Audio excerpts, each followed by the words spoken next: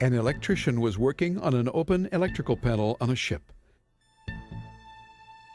He needed to add a new cable and attach it to a breaker within the panel.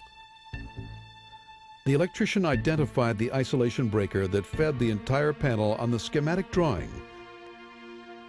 The electrician de-energized the breaker and properly tagged out.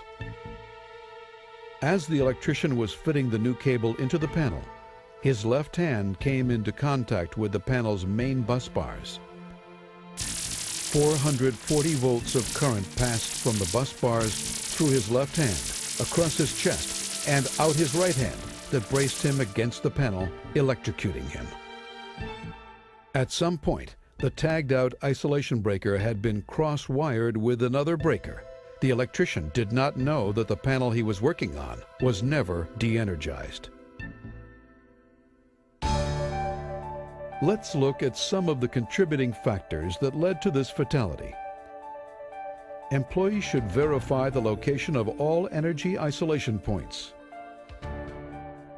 Employees must check or test electrical panels or electrically powered equipment to ensure they are, in fact, de-energized before working inside them or within the vicinity of exposed electrical circuits.